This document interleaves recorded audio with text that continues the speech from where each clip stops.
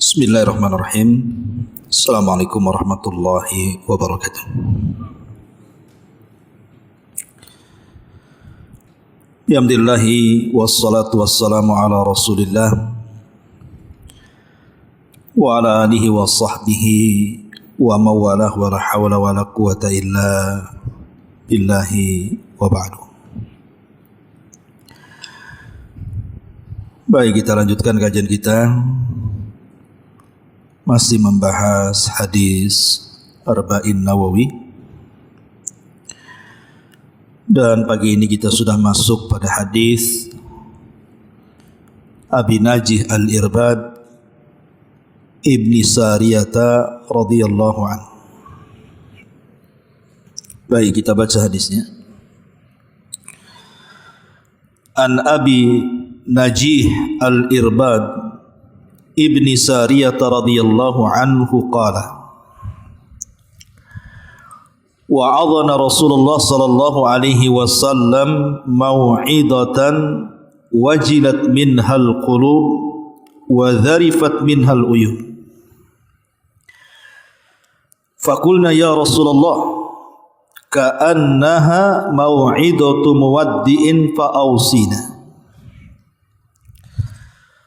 Qala usikum bitaqwallahi was-sam'i wat-ta'ati wa in ta'ammara 'alaikum 'abdun fa innahu man ya'ish minkum fasayara ikhtilafan katsira fa 'alaikum bisunnati was sunnatil khulafa'ir rasyidin al-mahdiyyin 'addu 'alaiha bin nawajid wa iyyakum wa muhdatsatil umur fa inna kulla bid'atin dhalalah. Rawahu Tirmidzi wa qala Tirmidzi haditsun hasanun sahih. Dari Abi Najih Irbad ibn Sariyah radhiyallahu anhu. Abi Najih Irbad ibn Sariyah As-Sulami radhiyallahu anhu, dia salah satu dari sahabat yang termasuk dari sahabat Ahlu Suffah. Dan Ahlu Suffah itu orang-orang yang miskin di zaman Nabi SAW yang hidup dan tinggal di belakang Masjid Nabi. Jadi kalau ini Masjid Nabawi, maka di belakang masjid itu dibuat kemah-kemah. Maka disitulah kemudian orang-orang miskin dari kalangan sahabat tinggal dalam masjid. Dan mereka adalah orang yang bermulazamah bersama Nabi SAW. Dari Ashabus Suffah inilah lahir banyak para ulama, para pejuang, orang-orang yang membela Islam dan begitu seterusnya. Lah, Irbad ibn Sariyah atau Abi Najih ini salah satu daripada Ashabus Suffah, termasuk Abu Hurairah itu Ashabus Suffah. Dan dia tinggal di Himsa, Suriah. Dikenal sepanjang hidupnya dia seorang yang mudah menangis. Jadi kalau dia membaca Al-Quran, maka dia di antara sahabat yang mudah meneteskan air mata. Dan dia meriwayatkan dari Nabi SAW 4 hadis. Salah satunya hadis yang kita bahas ini. Jadi beliau meriwayatkan dari Nabi SAW 4 hadis. Salah satunya hadis yang kita akan bahas, hadis Irbad ibni Sariyah radhiyallahu anhu. Di sini Nabi Irbad ibni Sariyah radhiyallahu anhu mengatakan wa'adhana Rasulullah sallallahu alaihi wasallam mau'idatan. Nabi sallallahu alaihi wasallam, kata hadis Irbad ibn Sariyah, beliau memberikan wasiat kepada kami, wejangan kepada kami, sebuah mau'idhah, sebuah arahan. Dan ulama mengatakan bahwa mau'idhah itu terdiri daripada tarhib dan targhib. Tarhib itu artinya menakut-nakuti, targhib itu artinya memberikan kabar gembira. Begitulah seorang dai kalau berceramah jangan nakut-nakuti dengan neraka terus, tetapi juga berikan harapan dengan surga. Lah disebut mau'izah karena banyak pelajaran di dalamnya. Lah mau'izah yang disampaikan Nabi SAW ini, kata Irbad ibn Sariyah, "Dzarifat minhal uyun, wajilat minhal qulub, wa dzarifat minhal uyun." Di mana hati-hati para sahabat bergetar dan mata-mata mereka meneteskan air mata.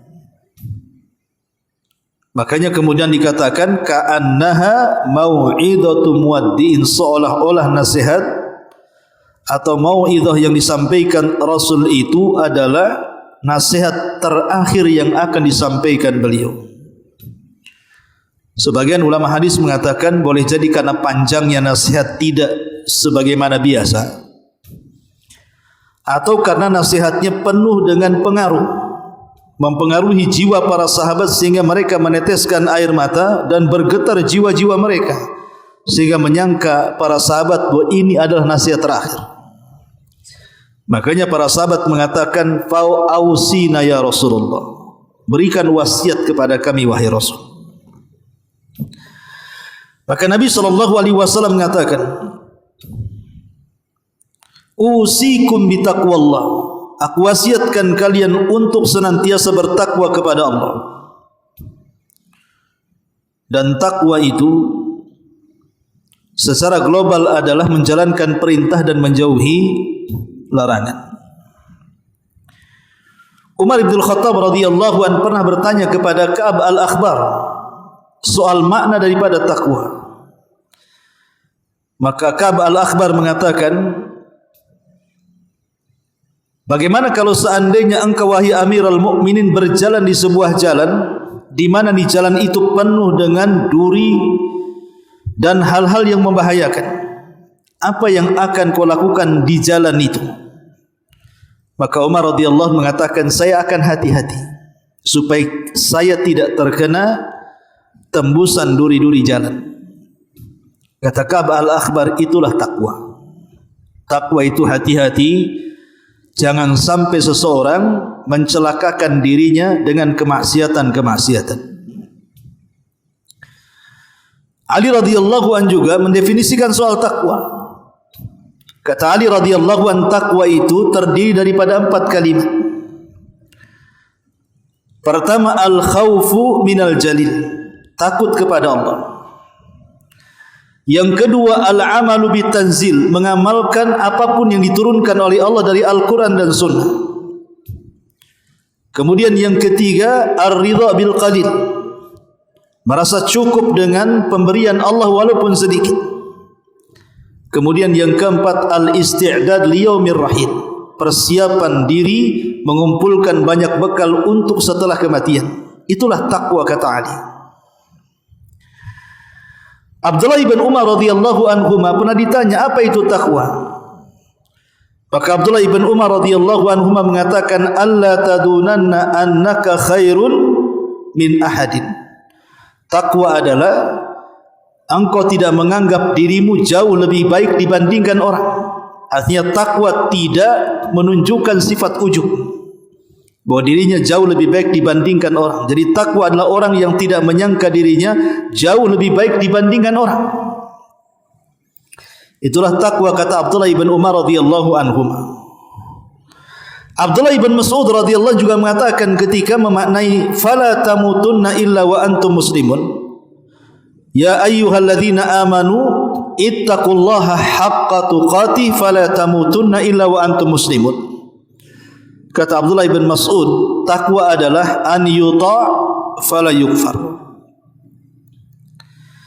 an yuta' fala yu'sa, an yuta' fala yu'sa, agar Allah itu ditaati dan tidak dimaksiati. Wa an yushkar fala yukfar, dan Allah itu nikmatnya disyukuri dan tidak dikufuri. Kemudian juga agar Allah subhanahu wa ta'ala senantiasa tidak dimaksiati selamanya. Itulah makna takwa yang disebutkan oleh para sahabat Nabi sallallahu alaihi wasallam. Tapi ada makna takwa yang banyak dipilih oleh para ulama, yaitu makna takwa yang disebutkan seorang tabi'in jalil yang bernama Talaq ibn Habib. Ketika dia mendefinisikan soal takwa, dia mengatakan takwa adalah agar kita mentaati Allah Subhanahu wa taala atas dasar cahaya dari Allah atau bimbingan dari Allah karena mengharap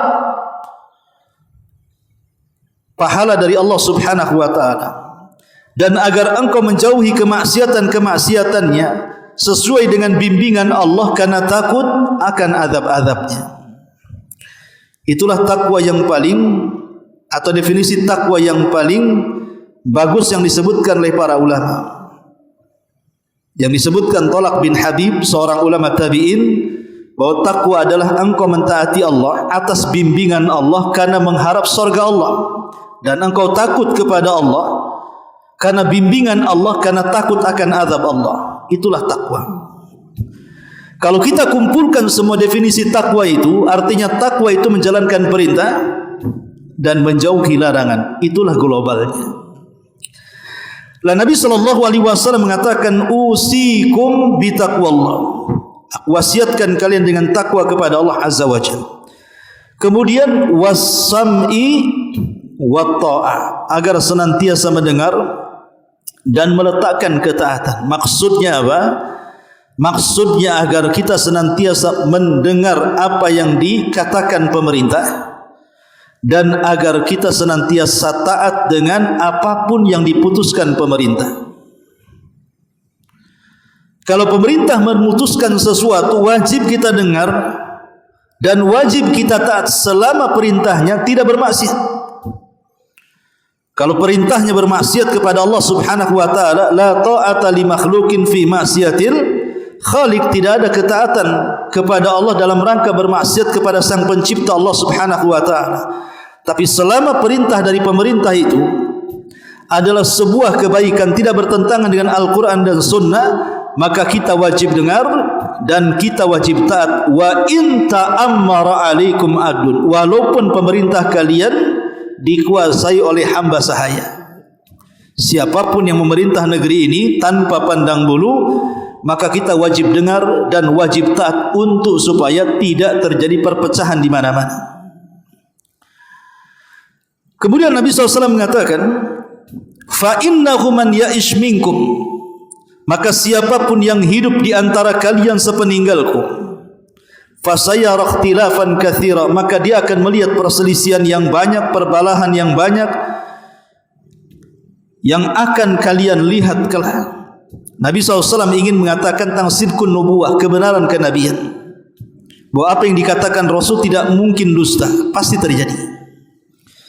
Ketika Rasul mengatakan siapapun yang hidup di antara kalian sepeninggalku, maka kalian akan melihat banyak perselisihan.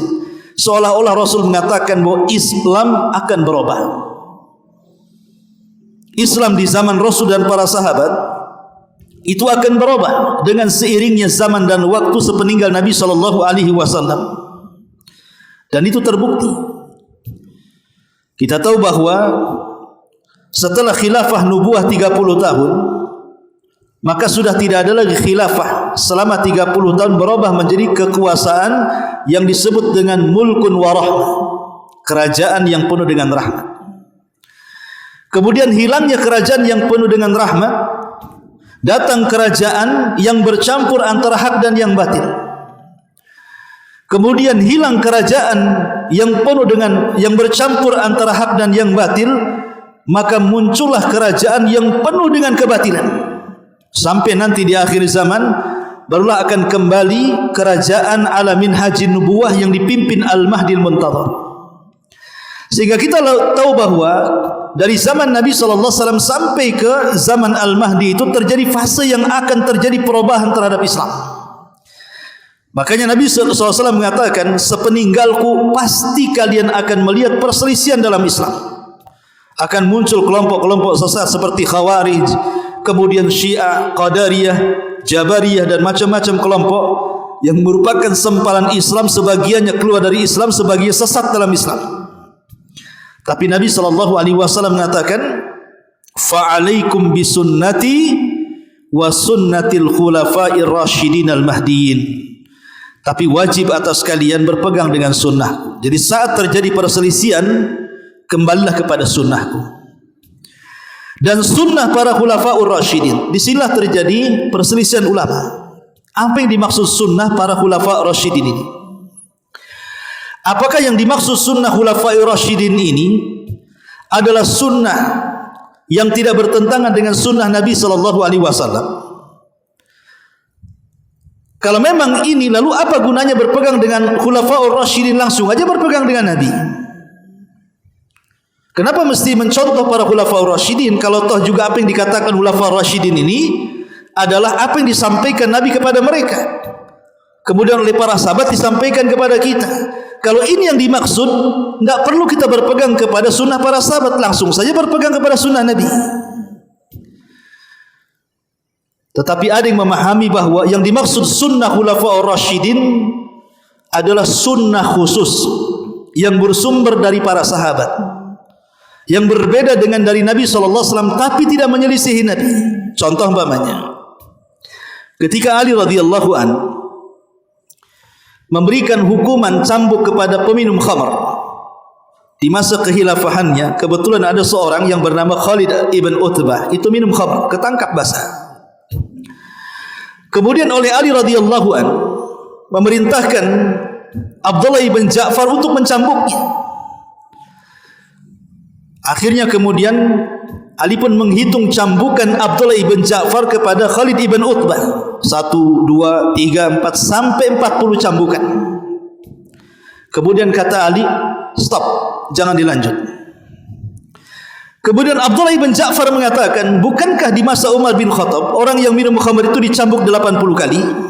Kenapa engkau membatasi 40 kali? Maka Ali radhiyallahu an mengatakan, Nabi SAW pernah mencambuk orang yang minum khamr 40 kali. Abu Bakar Siddiq radhiyallahu an pernah mencambuk orang yang minum khamr 40 kali. Umar radhiyallahu an pernah mencambuk 80 kali. Kata Ali, semuanya adalah sunnah. Semuanya adalah sunnah. Kenapa Umar radhiyallahu an menambah? Bukankah Rasul hanya mencambuk para peminum khamr itu 40 kali? Kemudian di masa Abu Bakar juga 40 kali. Kenapa oleh Umar ditambah 80 kali? Karena Umar mengkias para peminum khamr ini sama dengan orang-orang yang menuduh wanita baik-baik dianggap pezina. Kalau ada orang yang menuduh wanita-wanita yang baik-baik dikatakan pezina dan dia tidak mampu mendatangkan bukti, maka dia dicambuk 80 kali. Umar mengkiaskan dengan hukum orang yang dicambuk karena menuduh wanita berzina. Karena biasanya orang yang minum khamr hilang ingatan, hilang akalnya, terkadang terkeluar dari lisannya menuduh orang sembarangan. Makanya dikiaskan di situ. Makanya Umar mencambuk 80 kali, tapi di masa Ali dikembalikan menjadi 40 kali. Tapi Ali tidak mengingkari apa yang dilakukan Umar. Makanya dia mengatakan Rasul pernah mencambuk 40 kali, Abu Bakar pernah mencambuk 40 kali, Umar mencambuk 80 kali, semuanya dianggap sunnah. Jadi yang dimaksud berpegang kepada khulafa'ur rasyidin maksudnya sunnah yang khusus dari mereka.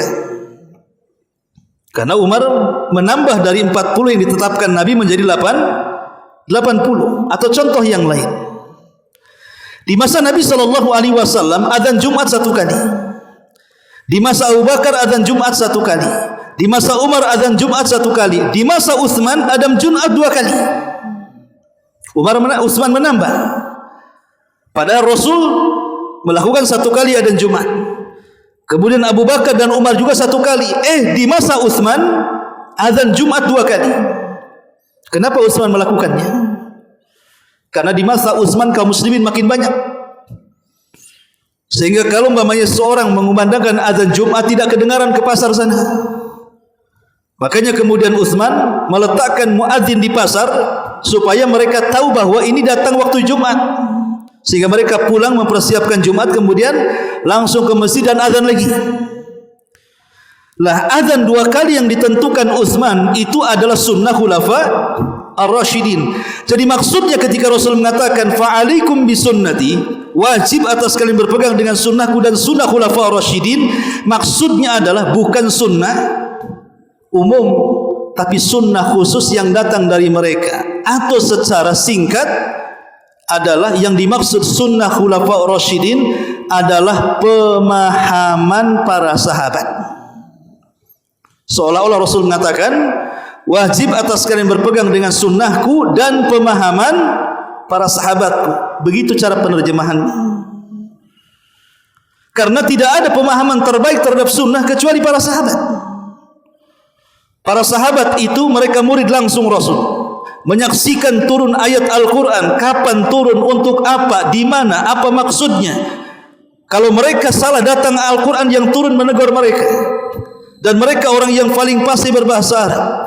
Mereka melihat peristiwa dengan kedua mata mereka di hadapan Rasul sallallahu alaihi wasallam, sehingga pemahaman mereka terhadap agama jauh lebih hebat dibandingkan pemahaman orang sekarang. Jadi seolah-olah Rasul mengatakan fa'alaikum bisunnati, wajib atas kalian berpegang dengan sunnahku, wa sunnatil khulafa'ur rasyidin, dan sunnah para khulafa'ur rasyidin, maksudnya para sahabat, artinya berpegang dengan pemahaman mereka. Itulah yang disebut dengan manhaj salaf. Manhaj salaf itu kembali kepada pemahaman para sahabat di dalam memahami nas Al-Quran dan sunnah Nabi sallallahu alaihi wasallam.